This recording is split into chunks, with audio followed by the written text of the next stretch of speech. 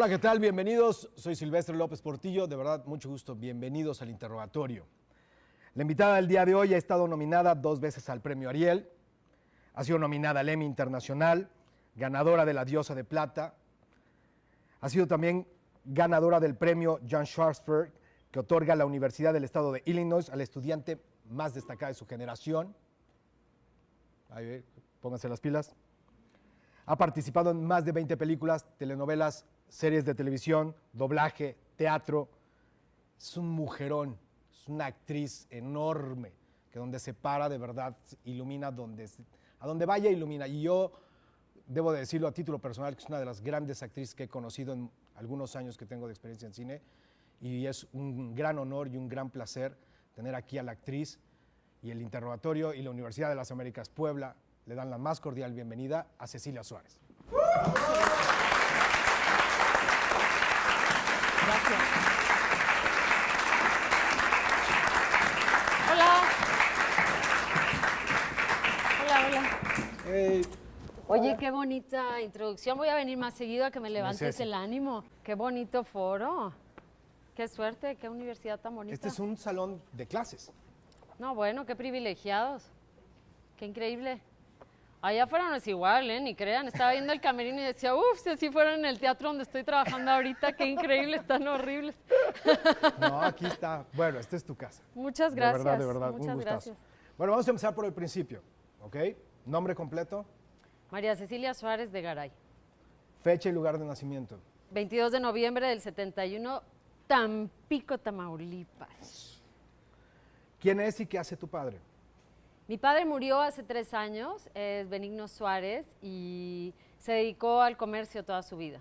Nacido en San Luis Potosí, pero su familia migró hacia Tampico y él se enamoró de Tampico y dijo que de ahí solo lo iban a sacar con los pies por delante, y así fue. Decidió vivir ahí el resto de su vida y tener sus hijas ahí, su familia ahí, su vida total ahí. Y pues creo que es un hombre que además nos inculcó, además del amor por el trabajo y por la decencia, porque de verdad que qué hombre más correcto, el amor por Tampico. Sin duda ha hecho que nosotras, mis hermanas y yo, nos sintamos totalmente enraizadas a nuestra tierra. ¿Quién es y qué hace tu madre? Mi madre es María Elena de Garay de Suárez, o como a ella también a veces le gusta decir, de Garay y Coca. A veces se ponía de soltera, a veces se ponía de casada. Así estarían las cosas en el matrimonio, ¿verdad? Ella es educadora y psicóloga. Es una mujer que para la edad, además que tiene con 2 carreras, es realmente sorprendente que una mujer de su generación haya logrado eso. Es una mujer de 82 años hoy día. Y realmente es un logro no menor para una mujer de esa generación. Pues una mujer inteligentísima, extraordinaria. Su tesis la hizo en El asesino de Trotsky, una cosa que a mis hermanas y a mí nos encanta siempre mencionar por lo extravagante además, ¿no? del tema. Pero bueno, eso, chilanga. A ella no le gustó tanto vivir en Tampico, aunque se ha hecho la más tampiqueña de todas. ¿Quiénes son y qué hacen tus hermanas? ¿O tus hermanos? Ay, mis hermanas, mis adoraciones. Mafer Suárez, que es la mayor, es directora. Con ella he colaborado en varias cosas, últimamente en televisión y en un corto que acaba de ganar varios premios y que nos llena de orgullo a toda la familia. Acaba de ganar mejor directora en el Hollywood Boulevard Film Festival y mejor corto en el Atlanta Film Festival, o sea que estamos muy contentos y contentas. Y bueno, es directora y una apasionada de lo que hace. Con ella he trabajado en Mujeres Asesinas, en Gritos de Muerte y Libertad, en Revolución, en El Encanto del Águila, y bueno, es evidentemente una de mis directoras favoritas y con quien disfruto trabajar muchísimo. Ana Paulina es la segunda de mis hermanas. Ella vive desde hace casi 20 años en Canadá, es la orgullosa madre de Sebastián y esposa de Jeff. Y bueno, ella trabaja con los sistemas de cómputo de un hospital en Toronto y es una divina. Maru, que es la tercera, es una antropóloga social que durante muchos años se ha dedicado a estudiar a los policías, a las fuerzas policiales en México y temas de seguridad. Entonces, Wow. como verás, sí, ella sigue un poco la vena de mi madre de estudiar cosas, digamos, poco comunes para lo que se entiende, ¿no? Como poco comunes para una mujer. Y ha sido muy exitosa en lo que hace también. Ceci, ¿cómo fue tu infancia? ¿Cómo fuiste en la primaria?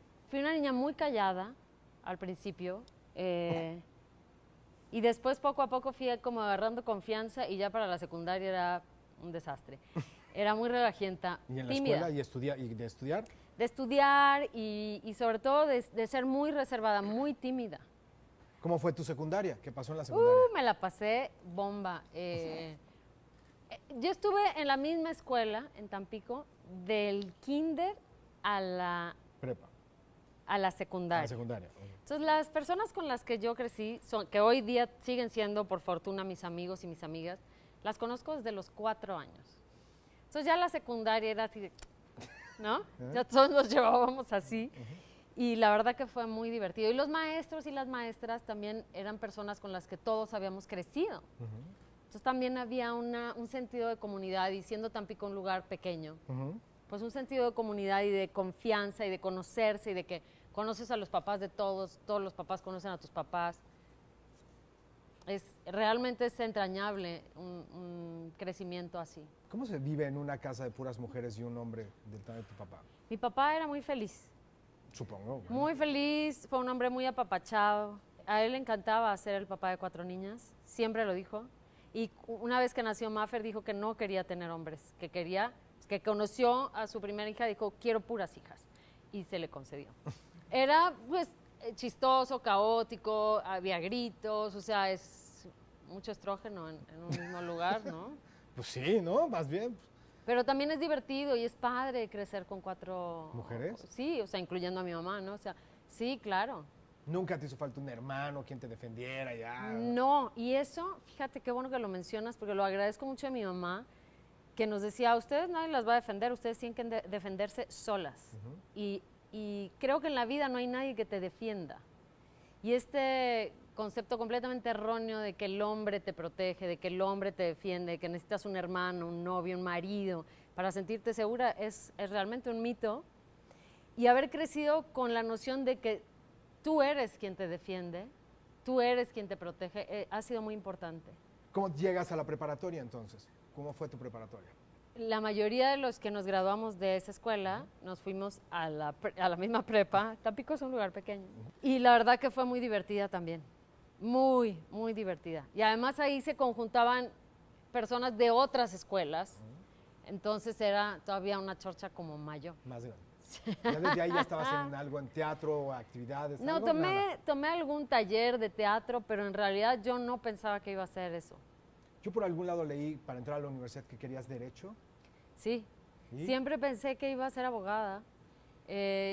Ingenuamente pensaba que los juicios en México ahora suceden así, han empezado a suceder así. Eran orales, cosa que no sucedía. Y cuando me enteré que no había juicios orales, no me interesó más. Entonces lo que yo realmente quería era pararme ahí y que hubiera unas personas ahí sentadas y tirar un chorro. Pues sí. O sea, lo que acabé haciendo. ¿Cómo escoges qué estudiar y cómo escoges la universidad? Fue realmente una suerte y un azar. Yo todavía estaba decidiendo qué hacer, entre que si el derecho, que si no, que si esto, que si lo otro. Y una Navidad llegó un primo mío que estaba en Illinois y me dijo, ¿y qué vas a hacer? Le dije, creo que me faltaba un semestre para terminar la prepa. Y le dije, yo creo que me iré a México, pero todavía estoy decidiendo a qué. Y me dijo, ¿y por qué no te vienes un semestre a Illinois, un año a Illinois? Yo ya hablaba inglés y vi el plan de estudios y dije, bueno, pues un añito de teatro. Y Luz yo que iba a saber que iba a ir a dar a una facultad realmente extraordinaria Platícales dónde estudiaste. en la Universidad del Estado de Illinois. Y pues llegué un poco sin las aspiraciones a convertirme en actriz ni nada de eso, y conforme fue pasando el primer semestre dije, ¿qué es esto? Se me abrió todo un mundo. Y la facultad tenía realmente esa magia que tiene una buena facultad con buenos maestros y con buenos alumnos también. Y después de terminar el primer semestre dije, esto es lo que yo voy a hacer, y qué bendición haber caído aquí. Platícame de la compañía de teatro Stephen Wolf. Steppenwolf se fundó en Chicago, bueno, a las afueras de Chicago por gente muy joven, ellos tendrían 18 años. Gary Sinise la fundó y Gary Sinise se había salido de la escuela. Y lo que la unía o la relaciona con ISU, que es la universidad a la que yo fui, con la facultad de teatro ahí, es que la mayoría de los miembros de esa compañía son alumnos o personas que estuvieron dentro de la facultad y que no acabaron. John Malkovich no acabó la carrera de teatro, pero estudió ahí y Gary Sinise lo reclutó. Entonces la compañía y la facultad tenían un puente donde cada año hacían casting con la generación que se graduaba y se llevaban a un hombre, una mujer, a 2 hombres. Y el año en que yo me gradué fue la primera vez que se llevaron a 2 mujeres. Y éramos Pat Caldwell, una actriz que sigue trabajando, y yo. Pues fue una fortuna estar ahí, además en su 20º aniversario que tiraron la casa por la ventana, regresó Sam Shepard a dirigir, a reescribir y a dirigir Buried Child, una obra por la que él se ganó el Pulitzer. Y ahí es donde ves la humildad de gente con ese talento, con ese gran talento de reescribir una obra que ha sido premiada con el Pulitzer para el elenco específico para el que va a ser montada. Me parecía extraordinario.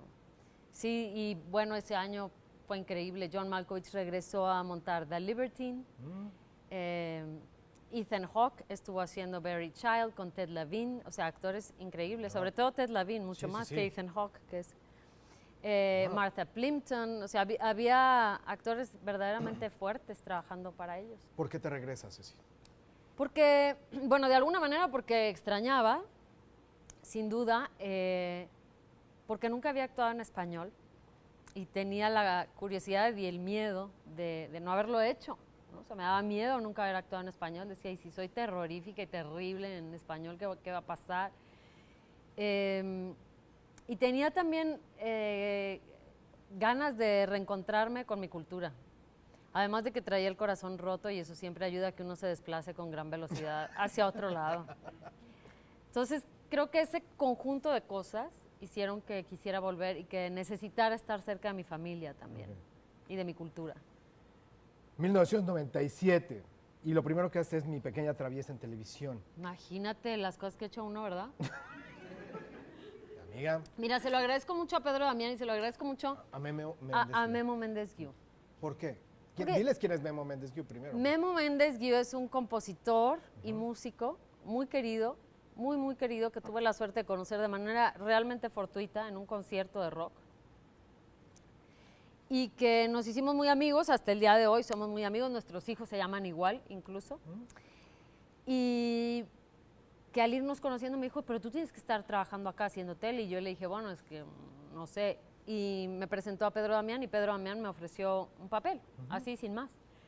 Y lo hice, eran 40 capítulos, que para mí fueron suficientes también para entender un poco la tele. Y bueno, sin duda fue abrir una puerta que era completamente pendular a lo que había sido mi preparación como estudiante, sí. Era completamente diferente y distinto y se contraponía con todo lo que yo había estudiado. Así que creo que fue interesante en su momento y necesario también, ¿no? Era como un toque de realidad sobre lo que se hacía en tele en México.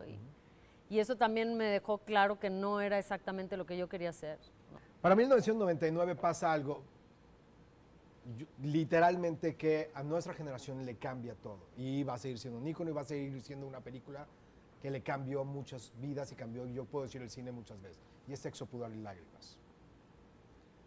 Incluso te ha tocado, bueno, hoy en la mañana platicamos con Manolo Caro, platicamos de Las Venas, cómo se comparó Las Venas con este Sexo, Pudor y Lágrimas y todo el rollo. Te toca Sexo, Pudor y Lágrimas. ¿Cómo llegaste a Sexo, Pudor y Lágrimas y al cine y con ese elenco y Toñito Serrano? Ay, sí. Por suerte. Yo siempre he creído en mi propia suerte. Ok.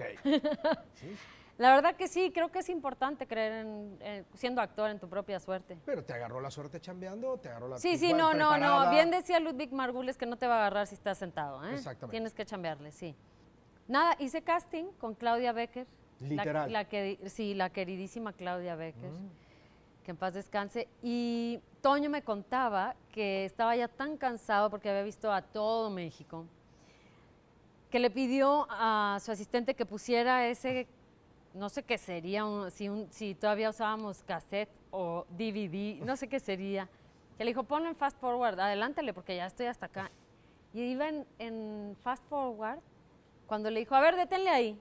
Dice que fue una cosa así, como de golpe, ¿no? Y que lo paró y sucedió que era justo donde estaba mi casting, lo vio y le dijo, llámale a callback.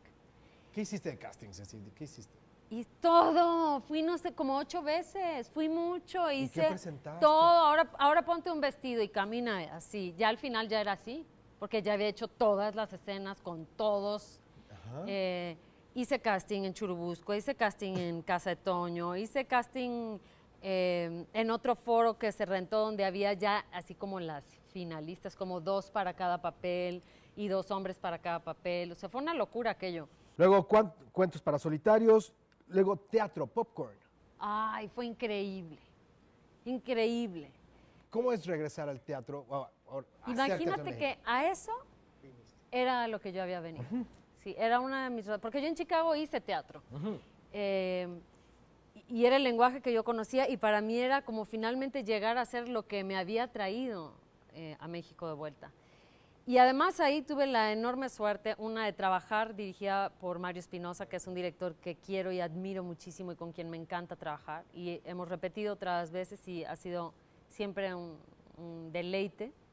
Pero además conocí a uno de mis compañeros de viaje en la vida y amigo entrañable y compadre, padrino de mi hijo, que es Juan Manuel Bernal. Sí, actor extraordinario y compañero inigualable y con quien he vuelto a trabajar en otras ocasiones y siempre ha sido un disfrute inmenso. Todo el poder, Fernando Sariñana. ¿Cómo es trabajar con Fernando Sariñana? Todo el poder. Sí. Me acuerdo que una vez llegué a uno de los ensayos de Popcorn después de filmar y había un sillón y me tiran el sillón y me dice Juan Manuel después del ensayo me dice, viene Mario y me dice, y Mario siempre se agarra el bigote.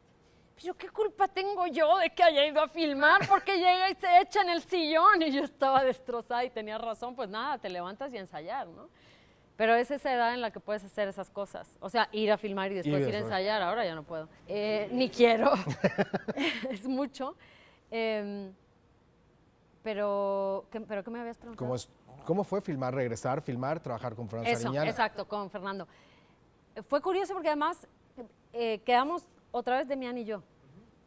Dieguito Luna. Y Dieguito Luna, es verdad.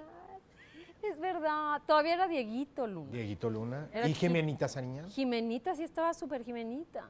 Hacía de hija de Demián. Así es.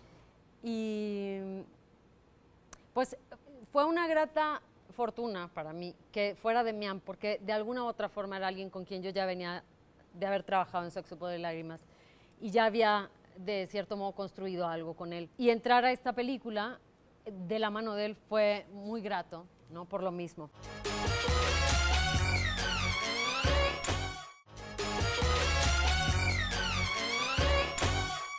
Todo por amor en tele, lo que callamos las mujeres en tele. ¿Qué es For the People? For the People. For the People, con Anita, haces Anita López el personaje. Es una serie que produjo Lifetime, que es una cadena de televisión que se dedica a hacer contenidos para mujeres, que hizo esta serie sobre abogadas y me invitaron a hacer un papel. Ceci, te toca, platicabas un poco y me gustaría meterme en ese cambio de la tele y surgimiento de Argos. ¿Cómo fue ese cambio de la televisión? Porque Argos se convirtió de repente en un remanso. Sí, sí, sí. ¿no? En un nicho, en un nicho, absolutamente. en un remanso, y cambió. Ahorita a lo mejor no está muy claro para estos chavos, pero ¿cómo se hacía la televisión? Ya antes eran las novelas y el estilo Televisa, cómo se hacían las cosas. Surge Argos y muchos de ustedes aprovechan esa oportunidad. Además, la primera novela con la que Argos se lanza, que es Nada Personal, fue un hito porque era una novela política, donde se hablaba de más temas que sucedían en el país, y si estaban grabando hoy, metían la noticia del día, la metían dentro de la escena que estaban haciendo, o sea, llegaban con escenas modificadas así de, no, así no es, esa está, y pasaban la escena y la grababan en ese instante para que saliera al día siguiente calientito, como fresco. estaba pasando en el país. 2004, Spanglish. ¿Cómo llegas a Spanglish? Yo venía de hacer la serie, For the People, estaba viviendo en Los Ángeles, porque, obviamente, por hacer la serie, y me llamaron a casting, También. estando allá. Y como venía de hacer la serie, eso siempre te da un empujón, ¿no? Ok. Aunque en realidad con Jim Brooks tampoco hay muchos empujones que digamos. O sea, él es un hombre que creo que nunca he visto castings más exhaustivos que los de ese señor, ni procesos de trabajo más exhaustivos que los de Jim Brooks. ¿En serio? Sí, todavía me sigo preguntando cómo llegábamos a la toma 70. Sí. O sea, ¿te tocó hacer una toma? Me tocó menos de las 70, vi cómo le tocaba, ¿A Paz? por ejemplo, a Paz Vega, sí, llegar a toma 70 y le decía, ¿cómo no te arrancaste los pelos? O sea, ¿cómo aguantas? ¿Pero cómo mantienes una comedia con una toma Pues 70? mira, además fue una cosa curiosa porque yo estaba, en realidad, ¿qué te gusta? Ahí 3 semanas era mi participación. Mi papel es pequeño. Sí, sí, sí. Y resulta que filmamos con Anne Bancroft, que iba a ser a la Que no es mamá. cualquier. No, una dama, una persona preciosa. Y que iba a ser a la mamá de Thea. De Tío de Leone. Thea Leoni. Filmamos toda esta parte del jardín, no sé si la recuerdas, que ¿La que estamos te pegas? todas sobre el... Exacto, cuando entro y Te pegas. me estampo con la puerta. Y estamos todas en una mesa, entonces era hacerlo el máster y luego cubrir cada una de las actrices y luego Jim cubrir lo que se le ocurriera. Entonces nos tardamos días. Finalmente lo terminamos, yo terminé de hacer la gran parte de mi trabajo y regresé a México por algo y me llaman y me dicen, Anne Bancroft se enfermó, se tuvo que contratar a otra actriz, que era Cloris Leachman, y tienes que regresar a hacer un reshoot. Y aquello duró 6 meses. Tommy Lee Jones, Los 3 entierros de Melquiades Estrada, perdón. Esa historia es bien bonita, esa ya la conoces, ¿no? Pero ellos, ¿no? Bueno, yo estaba en mi casa, tranquila, sin mucho que hacer, y me llama por teléfono Guillermo Arriaga. Y Memo me dice, ¿qué estás haciendo? Y yo, nada, Memo, ¿qué se te ofrece? Pues aquí en mi casa. ¿Saben quién es Guillermo Arriaga? Pues entonces me dice, es que Tommy Lee Jones dirigió esta película y al momento de estarla editando hay un personaje, el único que yo no aprobé, así me lo dijo, que no está pegando dentro de la edición y se necesitan hacer reshoots. Le digo yo, y bueno, y te hablo para ver si te interesa hacer el papel. Le digo, pues sí, claro, Memo, viniendo de ti es un gusto. ¿Por qué no me mandas el guión? Y me dice, no te confundas, esto es mañana. Le digo, ¿cómo? O sea, ¿no hay ni tiempo de leer el guión? Y me dice, no. Así deliberadamente. Le digo, y entonces me dice, te la voy a contar, ¿tienes tiempo? Sí, ok. Se trata de, y me cuenta la película por teléfono. Sí, yo estaba un poco como ese que se está riendo, como tú, así. Decía yo, esto es rarísimo y me encanta más la historia, de verdad. Y me dice, entonces, terminando de contarme la historia, me dice, entonces, y le digo, no, bueno, Memo, pues, o sea, suena increíble, y confiando en tu pluma, ¿no? Y en que tú estás respaldando este proyecto, te digo que sí. Bueno, mañana pasan por ti a tal hora, y nos vamos a Querétaro. Ok, sale, bye. Y al día siguiente nos fuimos a hacerla.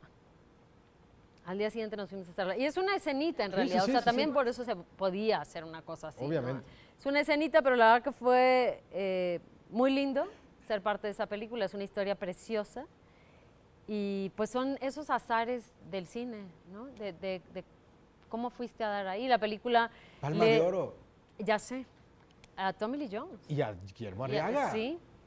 A Tommy Lee Jones y a Guillermo Arriaga les dio su Palma de Oro en Cannes y pues bueno, es una película preciosa. ¿Te avientas doblaje, Chicken Little? Que es una Ay, experiencia divina. Sí, lo máximo. Y ahora he hecho otra vez, después de Sí. muchos años, regresé a hacer El Principito, que en realidad tenía muchos deseos de regresar a hacer animación para que mi hijo pudiera ver un trabajo mío en cine. Ah, Sí, es que porque ¿qué además podría venía ver? yo haciendo unas cosas que no podía ver el niño, muy densas.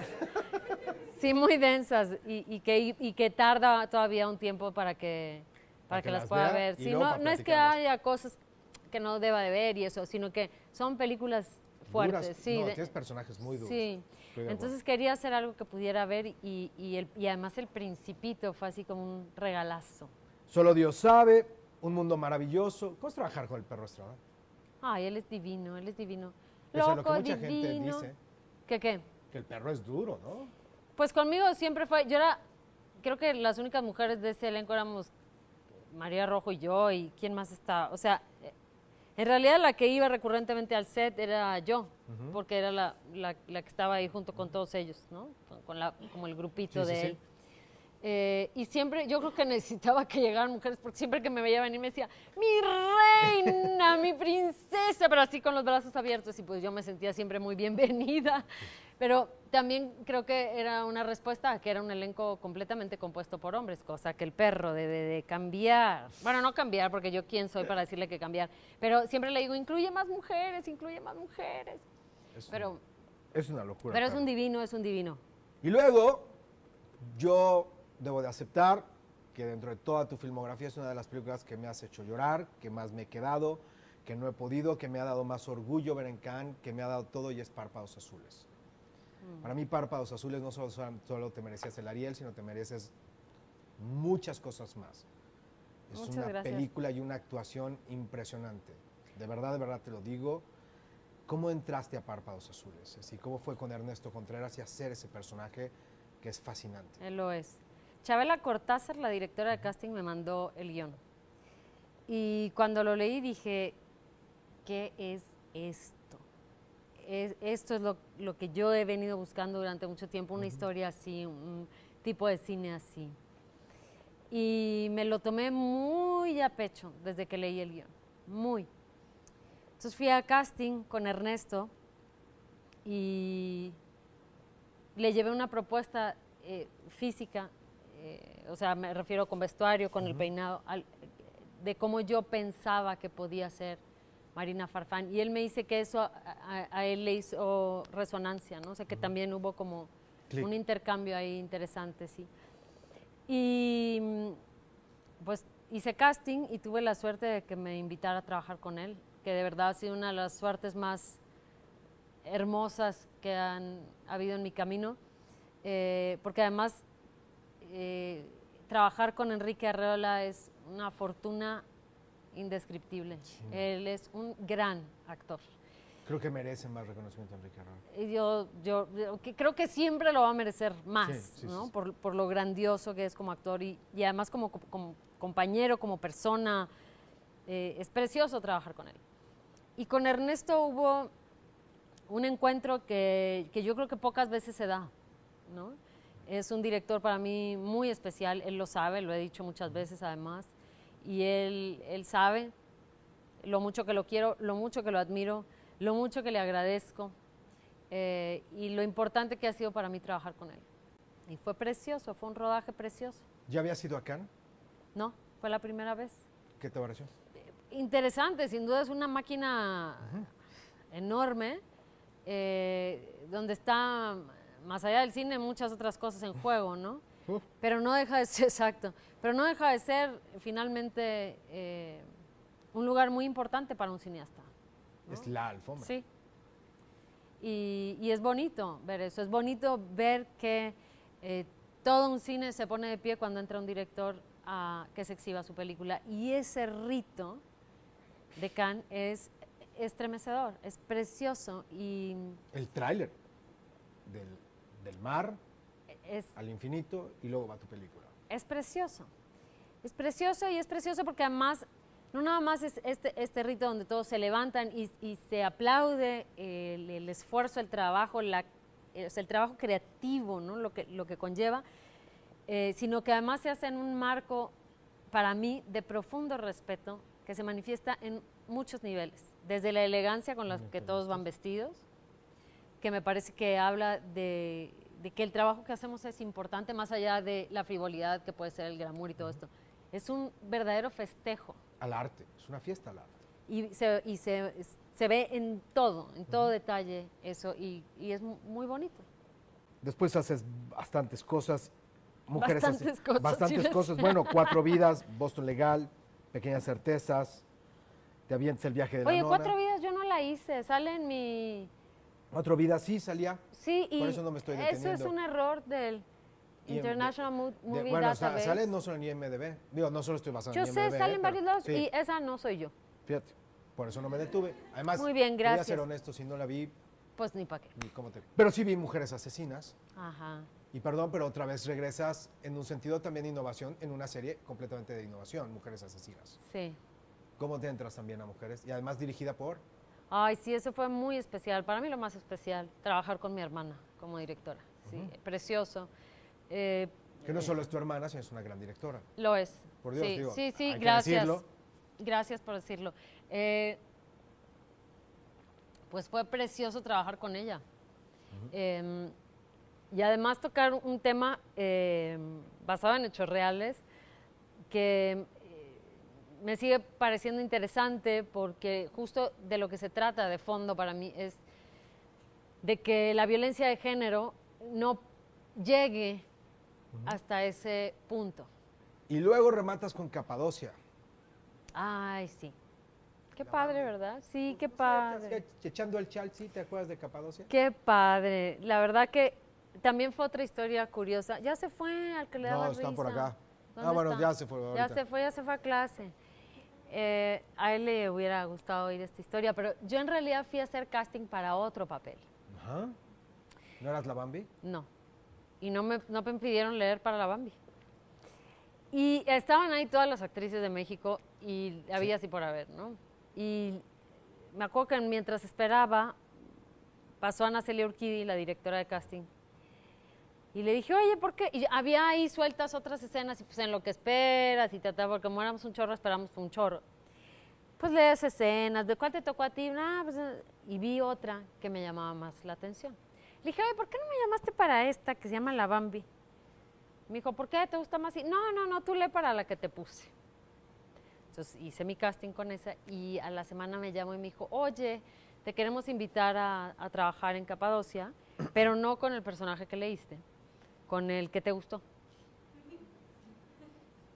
Y yo lo agradecí muchísimo, se lo agradecí muchísimo a Ana Celia, se lo agradecí muchísimo a Pigmenio, que tuvieran la confianza de regalarme ese papel sin haberme visto haciendo la prueba para ese papel. Y mira. ¿Cómo preparaste a la Bambi físicamente para hablar? O sea, ¿cómo te preparaste para eso? Además, porque es una serie, no es cine tantas semanas, sino de repente es más largo. Sí. ¿Cómo fue Bambi? Tuve la fortuna de que es que siempre digo una antropóloga, pero es mi hermana. Es una antropóloga. Sí, claro. De que mi hermana Maru me facilitara un montón de historias de vida de mujeres en prisión, porque ella ha coordinado estudios sobre mujeres en prisión. Y eso fue la base de todo. Sí. Tener acceso a todas esas historias, a todos esos detalles dentro de esas historias, fueron lo que hicieron, creo yo, que la construcción de ese personaje tuviera los tonos que pudimos construir los directores y yo, y bueno, y el equipo también, sobre ese personaje. ¿Pero te gusta el final del personaje, ya segunda temporada, tercera temporada y todo? No, pues sí, se moría en el capítulo 9. ¿Y luego? Pues fue muy chistoso porque en la segunda temporada me llaman a Celia y me dice, oye, es que queremos que regreses. Y le dije, no empiecen. ¿Cómo así? Si ya está difunta. Pues sí, ya me morí. Ya está difunta la señora. Y me dijo, no, pues hay varias opciones para ver cómo regresas y queremos que regrese. O sea, yo me acuerdo que le dije, no, acuérdense que no me quieren ver a mí, quieren ver a la Bambi. No pierdan de vista ese detalle, por favor. Y bueno, la verdad es que yo me sentí muy honrada de que tanto Argos como HBO tuvieran la confianza de volverme a invitar. No, bueno, con y el un público riesgo. te pedía. Con un riesgo así de grande, porque es riesgoso volver. ¿De la ultratumba, sí? Pues sí, del más allá. Pues sí. Sí, del borrador, o sea, por Dios, no manches. Luego haces Medium con Patricia Arquette. Ay, lo máximo, Patricia Arquette, lo máximo. Esa es otra institución. Bueno, y después con Boyhood volvió a hacer un alboroto. Lo máximo, pero que más que mujer más sensible, más talentosa, más inteligente, más sencilla. Ella fue la que empezó con todo lo del salario. I know. Es lista. Luego la entrevisté en el Festival de Cine de la Riviera Maya, porque me lo pidió Paula Chaurant, la directora del festival, y fue una conversación exquisita, deliciosa. Es una mujer muy, muy inteligente. Y viene otra película que también se los recomiendo mucho, y es Nos vemos papá, y es otro personaje, también duro, fuerte, y no es un director, sino es una directora. Sí. ¿Cómo fue Nos vemos papá? Fue bien bonito porque... Con Lucía Carreras. Sí, Lucía. Me contactó... ¿Quién fue? Eder fue el primero que me contactó, uno de los productores, para mandarme el guión. Y cuando lo recibí le dije, la verdad es que sí me interesaría mucho reunirme con ustedes y con ella. Nos reunimos y bueno, platicamos sobre la historia y ahí mismo me dijo, ¿quieres hacerlo? Y la verdad que, o sea, lo disfruté mucho por muchas razones y creo que es una historia que habla de, más allá de todas las primeras lecturas que se le dan como burdamente, ¿no?, a un tema como ese, creo que realmente habla del amor que trasciende este estado físico, ¿no? Y bueno, coincidió que el estreno de esa película se diera justo cuando mi papá partió. Sí, pero de alguna manera fue como un bálsamo también para mí estar promocionando esa película justo cuando mi papá acababa... ¿Pero la vio?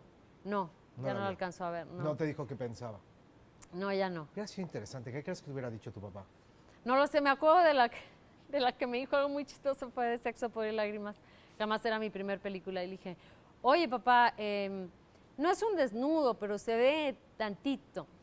Y yo toda inocente y me dice, y con ese título, ¿qué crees que yo estoy esperando?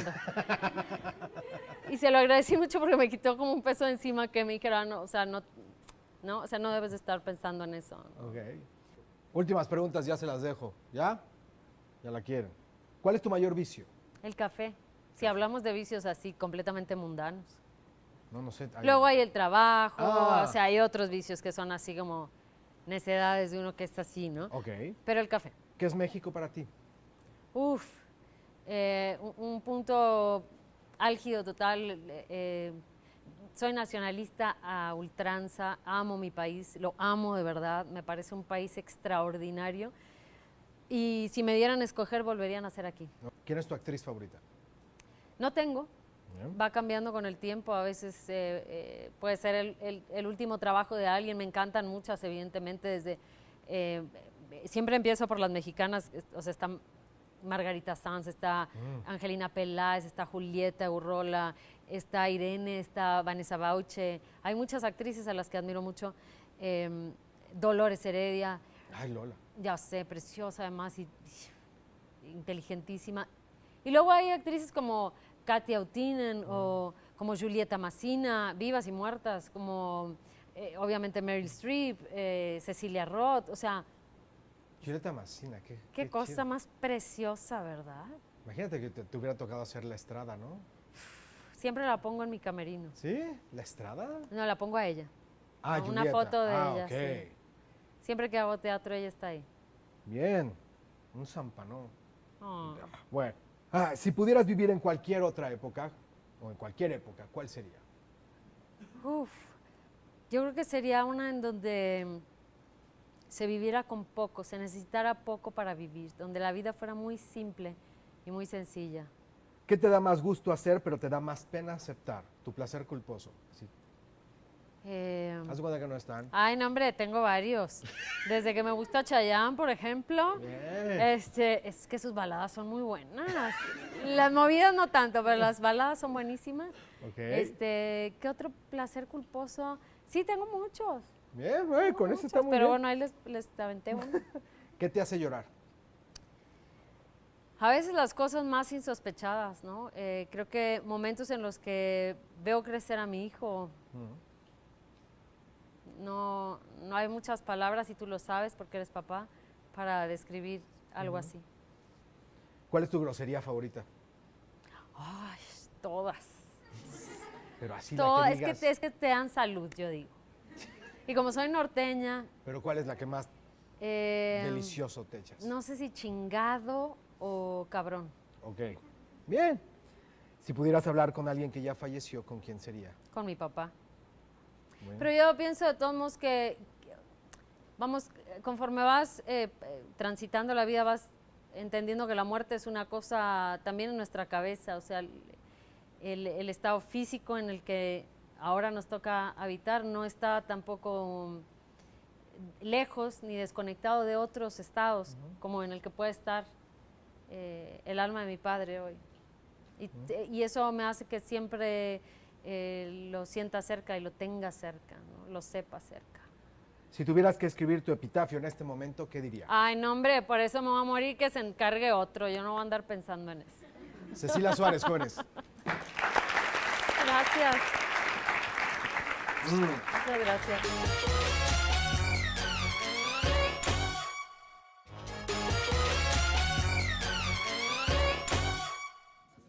Hola, soy Dani y estudio Historia del Arte y Curaduría y es un placer tenerte aquí en la escuela.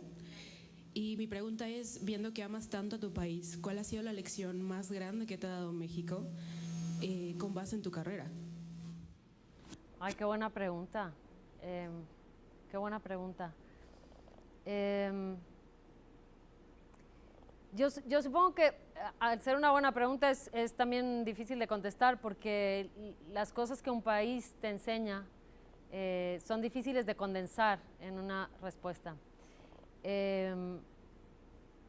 Creo, más bien, si le puedo dar un poco la vuelta a tu pregunta, que la forma en que nos ha tocado vivir este país, sobre todo en tiempos recientes, nos obliga, o por lo menos, y hablaré de mí, me obliga a tomar mi actividad profesional, mi oficio, con un compromiso que es el que creo que mi país, ante una circunstancia generalizada de caos, de desesperanza, de desencanto, merece. Eso me obliga a esforzarme cada vez más, a hacer lo que hago con un compromiso total, a disfrutar lo que hago porque siento que la alegría es algo que tenemos que practicar todos los días. Yo soy de Tamaulipas y supongo entiendes exactamente a qué me refiero. Es un estado azotado por la violencia. Y en ese sentido creo que la alegría, comprometernos con la alegría, con el trabajo duro, con la esperanza, con entender exactamente que a través de lo que hacemos también hablamos y tenemos una voz importante y tener la atención bien clara puesta sobre lo que queremos decir, es lo que a mí mi país me ha enseñado. Gracias.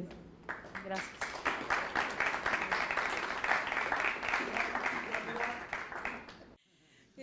Hola, soy Cristina, soy estudiante de la carrera en teatro y me llamó mucho la atención que hablas mucho como sobre la representación mediática de las mujeres latinas cuando estuviste en Estados Unidos y también mencionaste un poco cómo fue trabajar con un director que suele trabajar con más hombres que mujeres, cuando no solamente en México se ha demostrado que hay más actrices que actores. ¿Tú qué crees que como actores podemos, bueno, como actriz, no, y actores también, porque los actores también deberían preocuparse por estas cosas? ¿Qué crees que como actores podemos hacer para que estos paradigmas empiecen a cambiar, para que se empiecen a contar más historias de mujeres? Porque es muy claro cómo un guionista lo puede hacer, pero ¿cómo podemos hacerlo como actores? Es muy buena pregunta también. Creo que cada uno y cada una va encontrando su camino para defender las cosas en las que cree. Y que eso también lleva algo de tiempo y lleva el estar muy claro sobre las cosas que realmente mueven a tu corazón. Yo creo que hay muchas maneras. La principal para mí empieza en tu círculo más íntimo.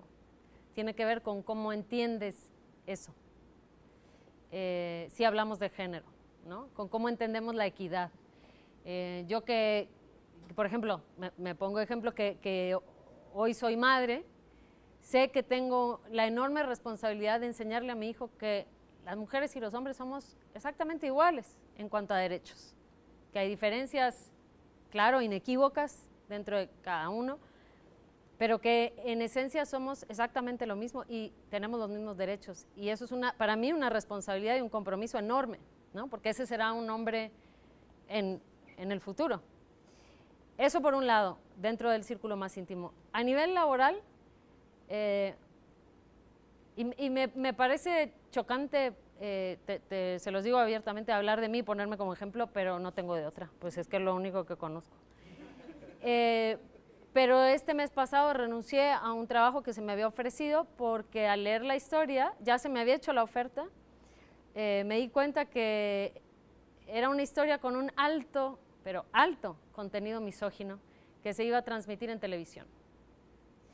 Y no me venía mal el trabajo, no me venía mal el dinero que me iban a pagar por ello, pero preferí quedarme tranquila y ser congruente con lo que creo, con lo que pienso y con lo que siento que merece mi país y que merece mi hijo como ejemplo y que me merezco yo como mujer. No quiero contar esas historias, estoy cansada de ver mujeres violentadas, violadas, golpeadas, maltratadas. No lo quiero ver en la ficción porque no lo quiero ver en la realidad. Y si eso implica que en la ficción yo rechace trabajo, lo voy a seguir rechazando. Muchas gracias. Gracias a ti.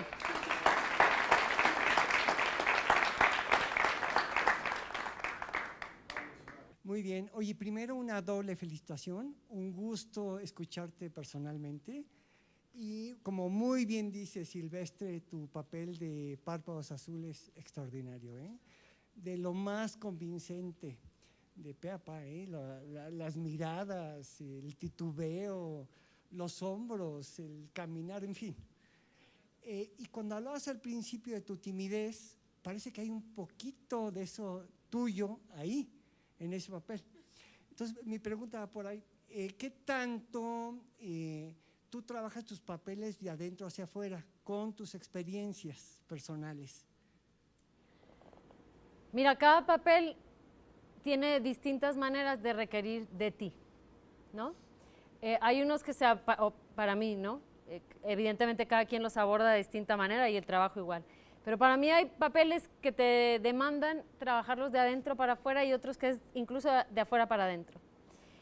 En el caso de Párpados Azules, el tema de la soledad es un tema que siempre me ha inquietado, porque creo que no hay ser humano al que no toque, de una u otra forma. Así llegamos y así nos vamos, para empezar. Y hay tramos en la vida que se viven así. Y me inquietaba y me sigue inquietando ese tema. Y esa película, por varias razones, pero por esa en particular, me generaba una especie de, ¿cómo decirte?, como de entrega muy particular sobre algo muy íntimo, donde yo sabía que si yo hacía trampa con eso, con esa delicadeza que requería el director y que requería el guión, no iba a salir como Ernesto lo quería. Y finalmente actuar me parece uno de los actos de amor más grandes que puede haber. Justo por esto que tú mencionas, porque hay una parte de ti que sin duda se cuela en las grietas que quedan entre el personaje y tu corazón. Ceci Suárez, jóvenes.